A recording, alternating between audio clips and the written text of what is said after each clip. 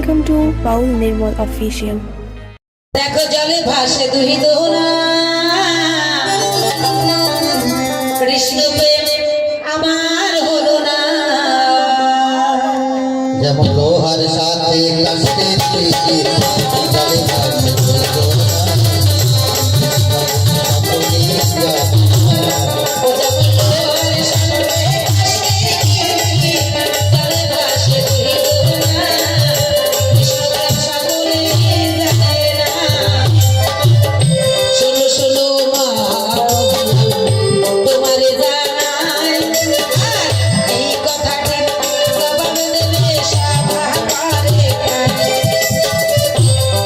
তাহলে তোমার কাছে আমার জিজ্ঞাসা ছিল যে তুমি মায়ের মুখ দর্শন করবে কিন্তু যে তোমার অর্ধাঙ্গিনী যে তোমার ঘরের ঘরণী তার মুখটা কেন তুমি দর্শন করবে না সে কি এমন পাপ করলো কৃষ্ণপ্রিয়া যে তার মুখ তুমি দর্শন করতে চাইলে না শোনো শোনো ও দিদিমা তোমারে জানাই কি কারণে নির্মুখ আমি দর্শন করি নাই। আপনারা জানেন স্ত্রীর বদন দর্শন করলে পরে কাম জাগ্রত হতে পারে, তাই না মা? আর মা হচ্ছে মায়ের কাছে গেলে পরে কাম দমন হয়ে যায়, কারণ মা হচ্ছেন জন্মদাতা। আর সন্ন্যাস নিলে পরে তার কিছু নিয়ম থাকে, স্ত্রীবদন দর্শন করতে হয় না। যারা সন্ন্যাস নেয় তারা এক বৃক্ষের নিচে 3 দিন পরবাস করে না। এখন খেয়েছে পরে কি খাবে এটার সঞ্চয় করে না।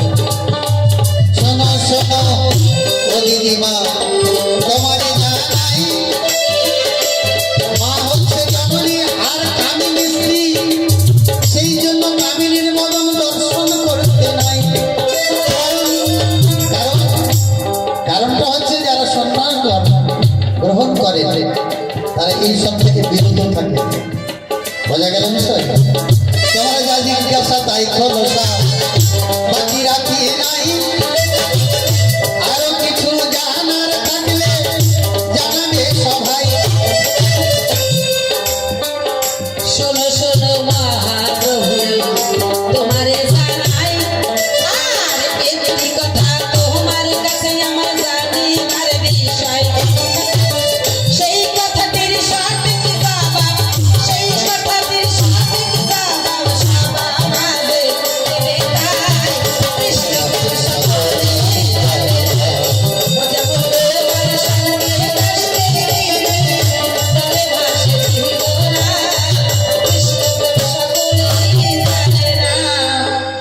তাহলে তোমার কাছে আমার জিজ্ঞাসা তুমি বিয়ে করলে সংসার ছাড়বে তাই না?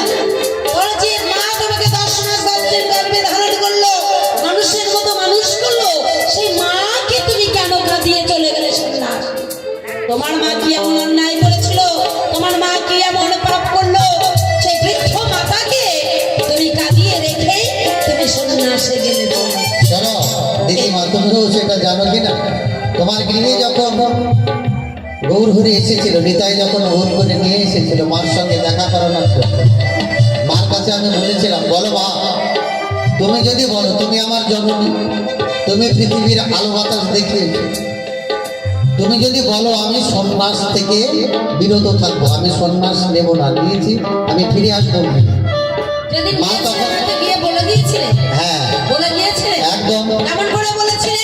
ভোরবেলাতে যখন যাই তখন কোকিলের রূপে, মানে কোকিল যে এরকম কুহু কুহু স্বরে ভোরবেলাতে আওয়াজ করে সেরকম আমি বলেছিলাম মা গো ও মা আমাকে বিদায় দাও, আমি সন্ন্যাসে যেতে চাই। মা আমার বলেছিল ওরে বনের কোকিল বনে চলে যা। আমি বলেছিলাম মা তুমি আমাকে চিনতে পারলে না, বিদায় জননী জন্মভূমিষ্য স্বর্গাদপি গরিয়সী বিদায় নদবসী বিদায় বিষ্ণুপ্রিয়া, জীবের কল্যাণের জন্য আমি আজকে থেকে সন্ন্যাসী হয়ে জীবন ত্যাগ করলাম। যখন ফিরে এসেছিলাম তোমার ঘরে, মা যখন দেখা করার জন্য নিতাই এনেছিল কথায়, আমি বলেছিলাম মা তুমি যদি বলো আমি সন্ন্যাস নেব না, বলো তুমি কি চাও? আমার মা বলেছে ওরে নিমাই কোটি জন্মে থাকলে ভাগ্য তো সকলের হয় না। ওরে বাবা, সন্ন্যাস নিয়েছিস ভালো, জীবের কল্যাণ করবি, কিন্তু আমার একটা কথা রাখবি না বাবা? নিত্য নিত্য যখন আমি রন্ধন করে তোকে সেবা দিয়েছি, তোকে সেবা না দিয়ে আমরা সেবা গ্রহণ করিনি। তুই কথা দিবি আমি যখন তোর জন্য পারস করে দেব, তুই এসে এসে সেবা গ্রহণ করে যাবে।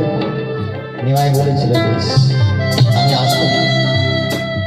যখন যখন রান্না করবার পর সচি মাতা পারস করে নিমাইয়ের নামে নিবেদন করে, সেখান থেকে অদৃশ্যভাবে কিছুটা ভাত কিছুটা ব্যঞ্জন সেখান থেকে নিমাই এসে ফিরে যাবে। বুঝেছ দিদিমা, তোমাকে যাবে। সেই দিক থেকে দেখতে গেলে পরে নিমাই কিন্তু মাকে ছাড়ে না। বোঝা গেল বিষয়? তোমার যা জিজ্ঞাসা তাই হলো